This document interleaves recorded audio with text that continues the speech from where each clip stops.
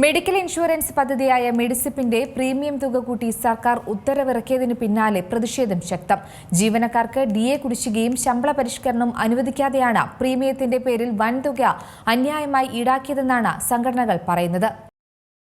മതിയായ ചികിത്സാ സൗകര്യങ്ങളൊന്നുമില്ലാത്ത സർക്കാർ ആശുപത്രികളെയും ചുരുക്കം ചില സ്വകാര്യ ആശുപത്രികളെയും ഉൾപ്പെടുത്തിയുള്ള മെഡിസിപ്പ് പദ്ധതി പുനഃപരിശോധിക്കണമെന്ന ആവശ്യമാണ് സംഘടനകൾ ആവശ്യപ്പെടുന്നത്.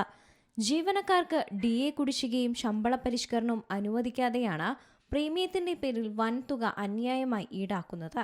ഇക്കാര്യത്തിൽ അടിയന്തര നടപടി സ്വീകരിച്ചിട്ടില്ലെങ്കിൽ ശക്തമായ പ്രക്ഷോഭം ആരംഭിക്കാനാണ് സംഘടനകളുടെ തീരുമാനം. സർക്കാർ ജീവനക്കാരുടെയും പെൻഷൻകാരുടെയും മെഡിക്കൽ ഇൻഷുറൻസ് പദ്ധതിയായ മെഡിസിപ്പിന്റെ പ്രീമിയം തുക കൂട്ടി സർക്കാർ ഉത്തരവിറക്കിയിരുന്നു.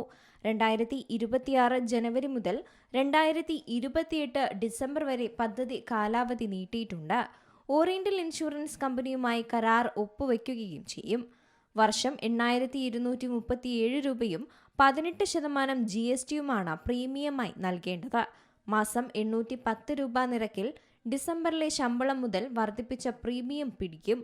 ജീവനക്കാരുടെ ഈ മാസത്തെ ശമ്പളത്തിൽ നിന്നും പെൻഷൻകാരുടെ ജനുവരി മാസത്തെ പെൻഷനിൽ നിന്നും പുതിയ തുക ഈടാക്കി തുടങ്ങാനാണ് സാധ്യത. മെഡിസിപ്പ് പദ്ധതിയുടെ 2ാം ഘട്ടത്തിന് തുടക്കം കുറിക്കുന്നതിന്റെ ഭാഗമായാണ് ഈ വർധന എന്നാണ് ധനവകുപ്പ് വിശദീകരിക്കുന്നത്. നിലവിലുള്ള പദ്ധതിയുടെ അപാകതകൾ പരിഹരിച്ച് കൂടുതൽ മെച്ചപ്പെട്ട രീതിയിൽ പദ്ധതി നടപ്പിലാക്കാനാണ് പ്രീമിയം വർദ്ധിപ്പിച്ചതെന്നാണ് സർക്കാരിന്റെ വാദം.